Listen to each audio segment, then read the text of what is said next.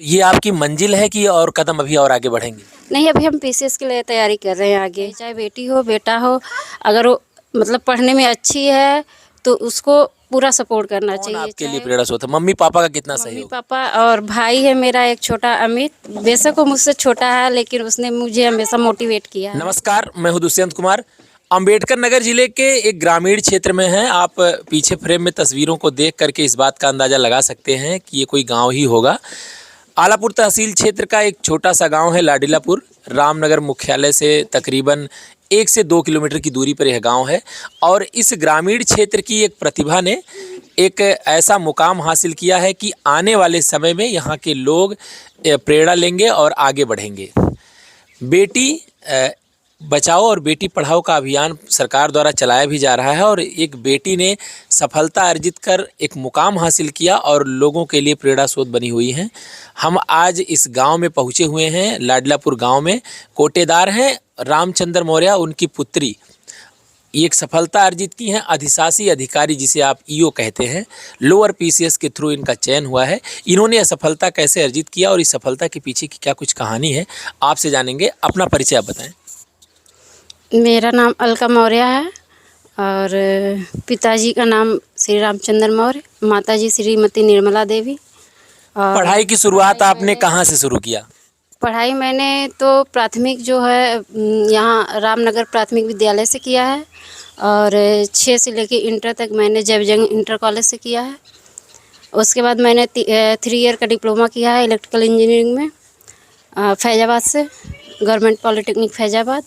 उसके बाद फिर मैंने ग्रेजुएशन बीए किया है यहाँ फतेहपुर से, पंडित रामलखन शुक्ला स्नातकोत्तर महाविद्यालय से।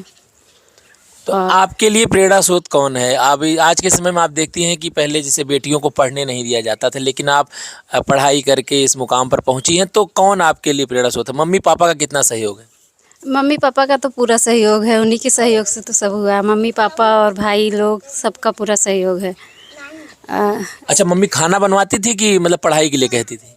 नहीं, मम्मी खाना बनाने के लिए नहीं कहती थी लेकिन सहयोग तो खुद से ही कर देती थी। और कितने घंटे की पढ़ाई आप करती थी? घंटे तो काउंट नहीं करती थी, मतलब जब तक टाइम है, अच्छा लग रहा पढ़ना, समझ में आ रहा पढ़ती थी।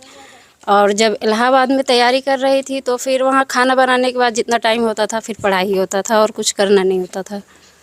आपका आदर्श कौन है? किसे आप आदर्श मानती हैं?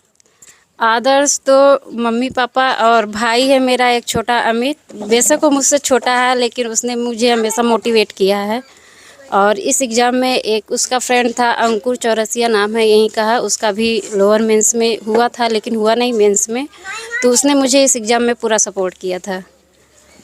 पढ़ाई के लिए, शेड्यूल के लिए, सब कुछ? पढ़ाई शेड्यूल, क्या पढ़ना है, कहाँ से पढ़ना है, कैसे पढ़ना है और क्या छोड़ना है, सब कुछ उसने पूरा बताया। क्योंकि उसका भी वही एग्ज़ाम था, मेरा भी वही एग्ज़ाम था, सेम था, तो उसने पूरा मतलब हम लोगों की बातें होती थी कि क्या पढ़ रहे हैं, क्या छोड़ रहे हैं और कैसे करना है, सब कुछ उसी से होता था। अच्छा, पढ़ाई के लिए आपने एक शेड्यूल बनाया होगा, टाइम टेबल सेट किया होगा और उसके अकॉर्डिंग आपने पढ़ाई की होगी। ऐसा कभी नहीं लगा कि कभी मन में निराशा आई हो? नहीं, ऐसा तो बहुत बार लगता था क्योंकि ऐसे कई एग्ज़ाम दिए, नहीं होता था तो लगता था इतना पढ़ने के बाद 2-4 नंबर हमेशा कम ही रह जाते हैं, पता नहीं क्या होगा।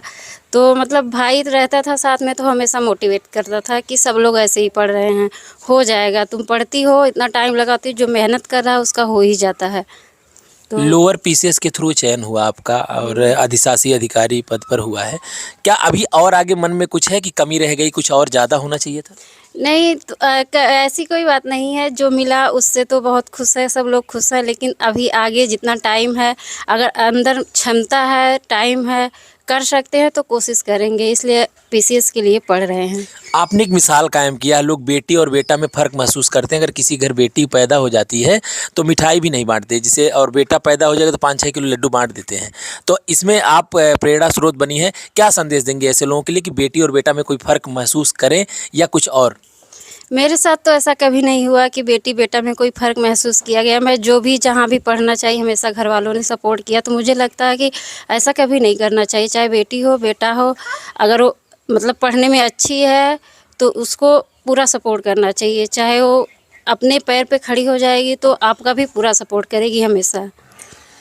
बेटियां दो घरों को रोशन करती हैं, एक तो जहां मम्मी पापा रहते हैं और इसके बाद जहां वो जाती हैं, तो दो घरों के लिए आप उजाला बनी हुई हैं।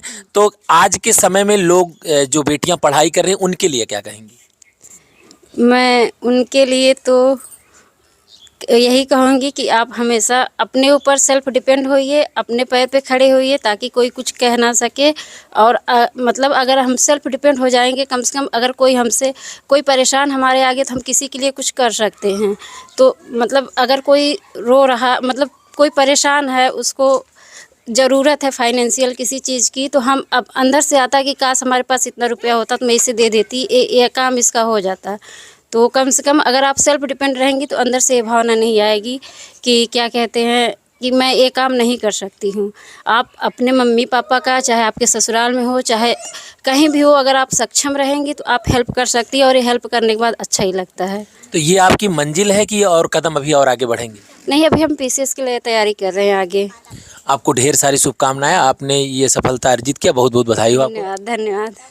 तो अभी आपने अलका मौर्य को सुना, जिनका कहना है कि इन्होंने पढ़ाई किया, मम्मी पापा का इनके सपोर्ट मिला, इन्होंने शेड्यूल बनाया, शेड्यूल के अकॉर्डिंग पढ़ाई किया, और एक मंजिल, अभी इनकी मंजिल और आगे, और एक पड़ाव है इनका। और ये तस्वीरें आप एक गांव की देख रहे हैं, और कोई फ़र्क अगर आप महसूस करेंगे तो उसमें आपको ही कहीं ना कहीं से परेशान होना पड़ेगा।